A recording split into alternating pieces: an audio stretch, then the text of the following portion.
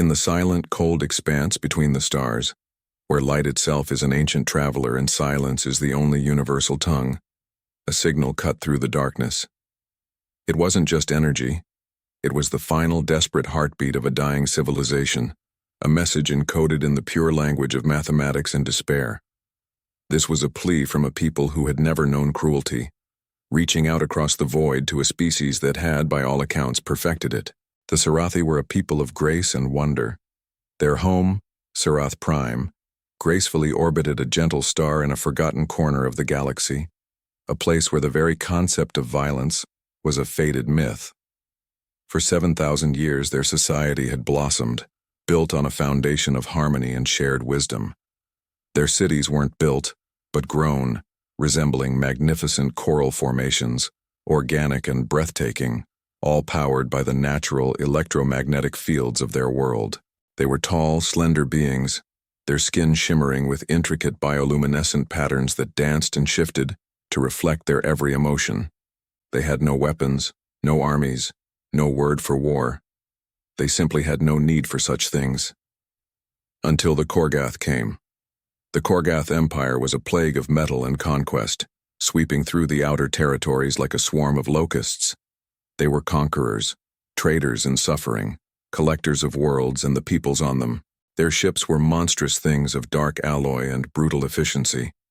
In their wake, entire star systems fell silent. The Sarathi watched, helpless, as 3 of their colony worlds winked out of existence in as many weeks. Their defensive satellites, designed only to deflect asteroids, were torn apart like paper. Their diplomatic ships, sent with offers of peace and resources, simply vanished into the maws of the invaders. In the grand archive of Sarath Prime, a hallowed place whose walls were made of crystallized memory holding their entire species' history, Keeper Vanis stood before the Council of Voices. He was ancient, even for a Sarathi, his light patterns dim and flickering with the stress of his entire civilization resting on his shoulders. Today, the archive walls pulsed with an anxious, urgent orange. The Korgath fleet will reach our system in 23 cycles, Vanis's voice resonated, carrying the harmonic undertones of his people. We've exhausted all diplomatic channels. The Galactic Federation has declared this an internal matter. No aid is coming from known space. Council Speaker Theron rose, her body's natural glow dimming to a deep, sorrowful blue. Then we are to be erased. 7,000 years of culture, of art, of knowledge, ending simply because we chose peace over power. Perhaps not, Vanis said, his voice barely a whisper. He activated the central display. A star map materialized, showing a distant, unfashionable spiral arm, a region most advanced species actively avoided. 3 centuries ago, he explained, our deep survey vessels found something unusual, a yellow star system with a truly remarkable planet. We classified it as a Class 7 Deathworld. A ripple of shock went through the council. Deathworlds were the stuff of horror stories, planets so hostile that complex life should be an impossibility. But sometimes, defying all logic, they produced intelligent species, and those species were universally feared. The planet they called Earth, Vanis continued, had gravity that would crush most of us. Its atmosphere was a poisonous concentration of oxygen. The temperature swings were extreme, the geology violent and constant. By all rights, nothing intelligent should have ever survived there. But something did, Theron said, her voice filled with a dawning awe. Humans, Vanis confirmed. Our survey team observed them for 30 years before they fled in absolute terror. These beings had bodies like armored machines. They could endure temperatures that would boil our blood or freeze our cells. They healed from wounds that would kill us instantly. They required almost no rest, could run for hours without stopping, and lift objects many times their own weight. He paused, letting the terrifying implications sink in. But it wasn't their physical prowess that frightened our ancestors. It was their minds. Humans were problem solvers on a level we had never witnessed. Faced with a challenge, they didn't find one solution. They found dozens. They adapted to environments that should have killed them. They turned obstacles into opportunities. And most disturbing of all, they had spent their entire history fighting each other. An angry red flashed across another council member's patterns. You want us to contact warriors? To invite predators to our home? I want us to survive, Vanis replied firmly. The survey notes also recorded acts of incredible compassion. Humans risking their lives to save complete strangers. Entire nations uniting against common threats. Yes, they were violent, but they were also capable of extraordinary cooperation and sacrifice. That was 300 years ago. Perhaps they've changed. Perhaps not. But they are our only chance. The debate raged for hours. The memory walls absorbed every argument, every fear, every sliver of desperate hope.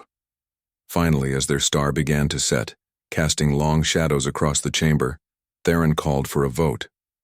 It was unanimous. The decision wasn't born from confidence, but from the cold, hard fact that extinction was the only other option. The message was crafted with meticulous care. It contained mathematical proofs to establish a common ground, translation guides for their languages, and the complete unvarnished history of the Sarathi people. It included all the tactical data they had on the Korgath, their weapons, their ships, their patterns of attack. And at its heart was one simple request, translated into every human linguistic framework they could decipher. We are dying. We have no weapons. We have no defenses. We have only our culture, our knowledge, and our hope. If there is any mercy in you, if there is any honor, please help us. We will offer everything we have. We ask only for the chance to continue existing. The transmission shot from their most powerful array, a beam of pure hope aimed at the distant coordinates of Earth. It would take 14 days to cross the void. All the Sarathi could do was wait, their luminescent patterns flickering between hope and despair, wondering if the Deathworlders would answer, and what form that answer would take. None of them could have possibly imagined what was already stirring in the darkness. Humanity had been waiting for this moment, preparing for it, even without knowing it was coming. The message that now sped through the void was about to awaken something the galaxy had never seen before. Not the primitive warriors the Sarathi feared, but something far, far more dangerous. A species that had learned to turn violence into protection and war into an act of salvation. Thank you so much for joining me on this journey today. If you enjoyed this story and want to see what happens when humanity answers the call, make sure to hit that like button and subscribe to the channel. I've got plenty more stories to share, and you won't want to miss what comes next. Until then, stay curious. The signal reached Earth's outer monitoring stations on a Wednesday morning, Greenwich Mean Time. It came not to governments or militaries, but to the Distant Horizons Array, a collection of radio telescopes in the Australian outback, dedicated to searching for extraterrestrial intelligence. For 50 years, the array had listened to cosmic silence. Today, that silence broke. Dr. Yuki Tanaka was reviewing data from the previous night's observations when her screen erupted with alerts.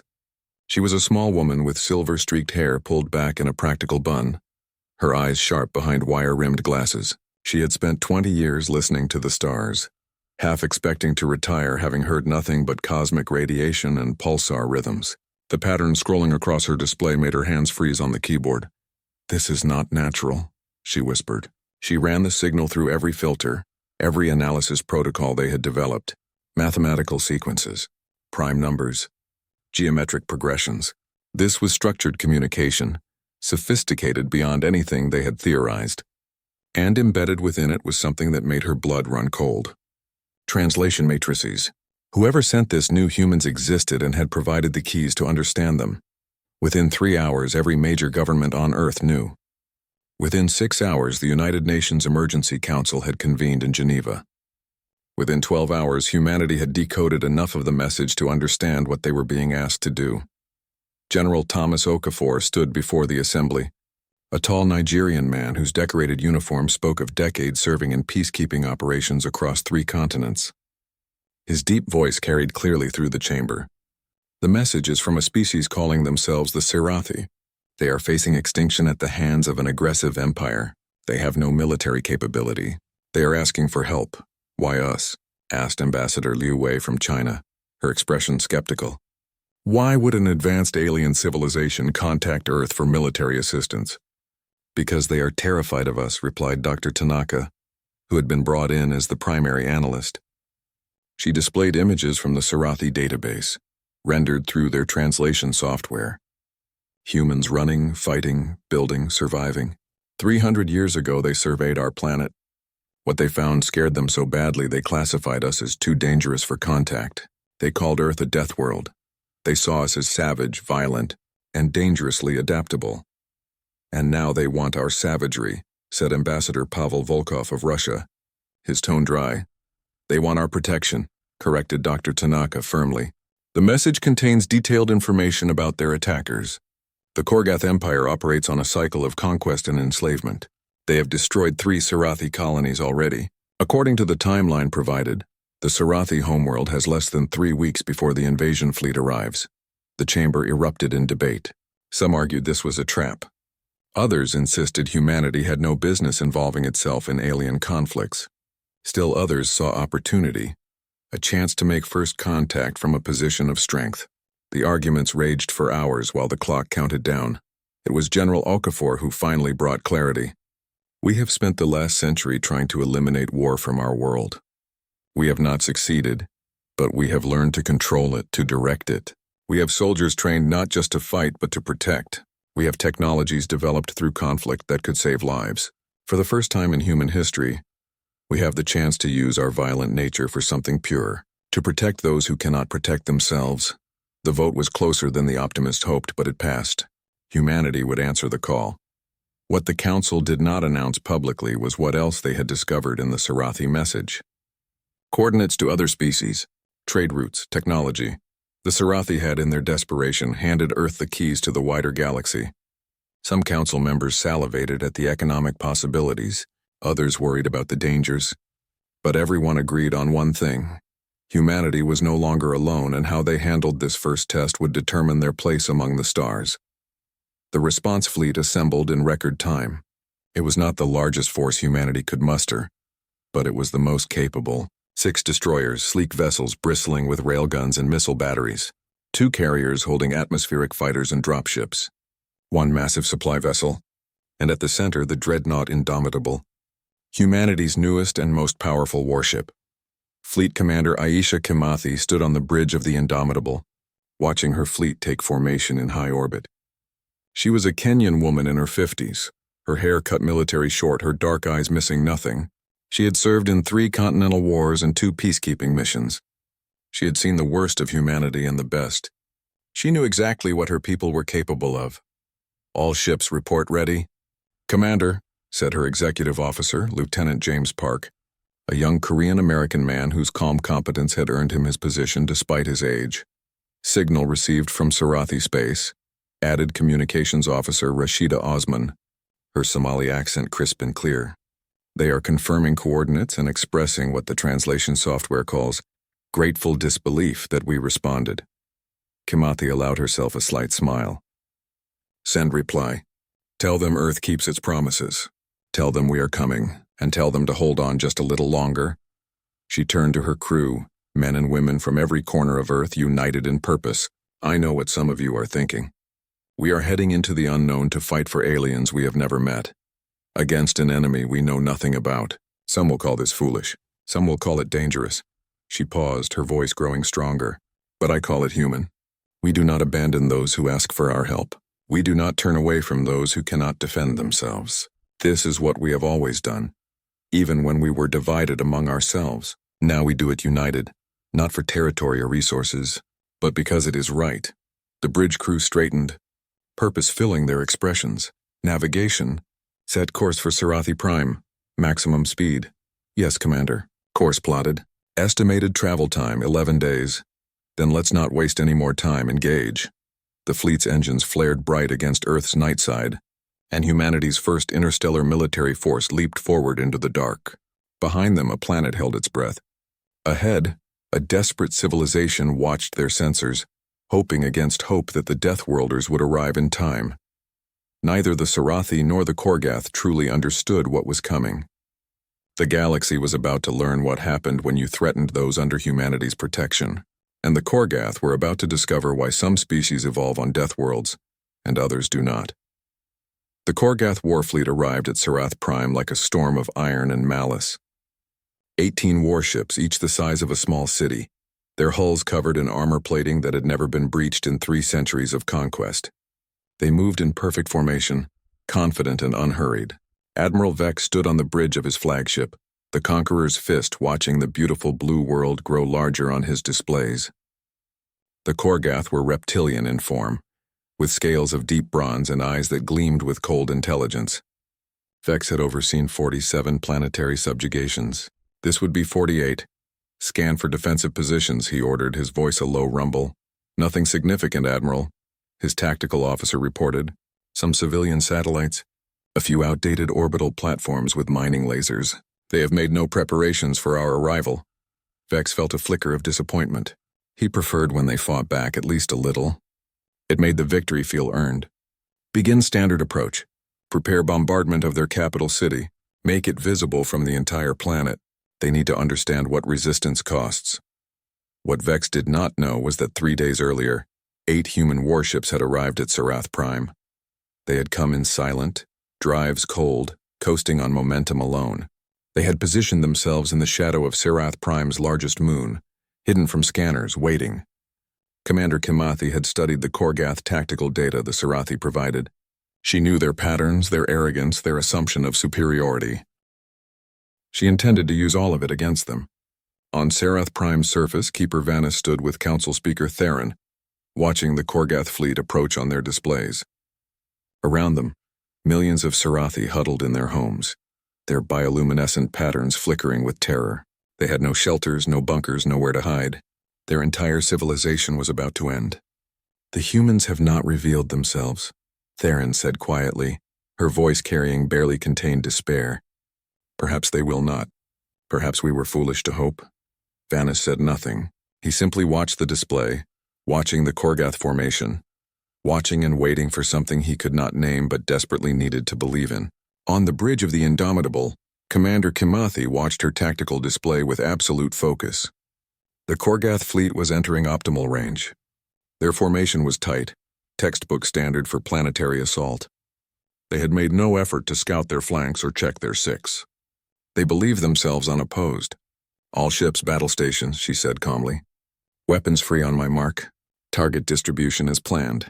Remember, we hit hard and we hit first. Show them what Deathworld diplomacy looks like. Lieutenant Park's fingers moved across his console. All ships confirm ready. Firing solutions locked. Communications open a channel to the Korgath flagship. Let's introduce ourselves. Rashida worked her console, then nodded. Channel open, Commander. Kimathi took a breath, then spoke, her voice carrying across the void. Attention, Korgath fleet. This is Fleet Commander Aisha Kimathi of the Earth Defense Force. You are hereby ordered to withdraw from Sarathi space immediately. This world is under our protection. You have 1 minute to begin your retreat, or we will remove you by force. On the Conqueror's fist, every station went silent. Admiral Vex stared at his communications officer. What species, Earth? I have never heard of such a place. Scan for their vessels. Nothing on scanners, Admiral. The transmission source appears to be coming from the planetary moon, but there is nothing there. Vex's scaled lips pulled back in what might have been a smile. So the Sarathi found someone foolish enough to threaten us. Respond. Tell these Earthers that the Korgath Empire does not negotiate with inferiors. Then find their ships and destroy them. Before his communications officer could respond, the universe exploded. The human fleet erupted from behind the moon, drives flaring to full power, their ships moving with a speed and agility that made the Korgath sensors scream with alarm, and they came in firing. Railgun rounds, accelerated to a fraction of light speed, crossed the distance in seconds. The first salvo struck the rear 3 Korgath vessels before they could even register the threat. Armor that had turned aside energy weapons for centuries proved useless against solid projectiles moving at relativistic speeds. Hulls ruptured. Reactors breached. 2 ships simply came apart, their internal structures unable to handle the kinetic transfer. Evasive maneuvers, Vex roared, his calm shattered. Return fire.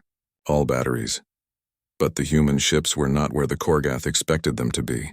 They moved in 3-dimensional space with a grace that spoke of pilots who had trained in gravity wells and atmospheric combat, who understood momentum and vectors in ways that species who had always fought in the gentle void could not match. The Korgath fired, their energy weapons lancing out, but they were aiming at where the human ships had been, not where they were going. The human response was surgical and brutal. Missiles streaked across the dark, dozens of them, each one independently guided and equipped with penetrating warheads designed to breach heavy armor. They wove through the Korgath point defense systems, too many to stop, too fast to track. Explosions bloomed across Korgath hulls.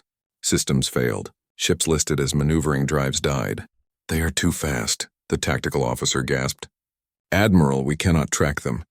They are moving like atmospheric fighters, not capital ships." Vex watched in growing horror as his fleet, his unstoppable armada, was torn apart by an enemy that seemed to be everywhere at once. A human destroyer swept past his flagship, so close that he could see the name painted on its hull. Defiance. It rolled as it passed, bringing its ventral railguns to bear, and punched 3 rounds through the Conqueror's fist at point-blank range. Vex felt his ship shudder. Alarms screamed. Sections began venting atmosphere. On the surface of Serath Prime, millions of Serathi watched the battle unfold on every screen and display. They watched the human ships dance through space like living things. They watched the invincible Korgath fleet break and scatter. And they watched as hope, real hope, blazed across their skies like a new sun. Theron gripped Vanis's arm, her bioluminescent pattern cycling through colors faster than thought.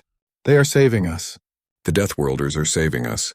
Vanis nodded, unable to speak. He watched as one of the human carriers launched its fighters, dozens of small craft that swept through the battle space, targeting the Korgath ships that were trying to retreat. The fighters moved with an aggression and precision that took his breath away. These were not just pilots. These were hunters, predators from a world that had taught them to hunt or die. The battle lasted 17 minutes. When it ended, 12 Korgath ships were destroyed, 5 were crippled and drifting, and 1, Admiral Vex's flagship, had surrendered. The human fleet had taken damage, hull scoring, and a few disabled systems, but not a single ship had been lost. Not one human had died defending a species they had only just met. Commander Kamathi stood on her bridge, watching the tactical display wind down to silence. Her crew was exhausted, riding the adrenaline crash that came after combat, but they were also proud. They had done something no human military force had ever done before. They had fought for someone else, asked for nothing in return, and won. "Open a channel to Serath Prime," she said quietly. Rashida worked her console. "Channel open, Commander. This is Commander Kamathi to the people of Serath Prime. The threat has been neutralized. Your world is safe. We will remain in orbit until we are certain no further danger exists, and we will help you rebuild what was damaged. This is what Earth offers to those who need us. Protection, support, friendship. You called out in your darkest hour, and we answered. That is what humans do. That is who we are." On Serath Prime, 7 billion Serathi heard those words, and they understood, perhaps for the first time, that the beings they had feared, the violent Deathworlders from the hostile planet, were not monsters. They were guardians. They were exactly what the galaxy needed, even if it did not know it yet. In orbit, Kamathi allowed herself a small smile. Humanity had just announced itself to the cosmos, not with exploration or trade, but with protection and honor. The galaxy would remember this day, and so would Earth. They had proven something important, something that would echo through the ages. Violence was not evil when wielded by those who understood its cost, and mercy was not weakness when backed by unbreakable strength.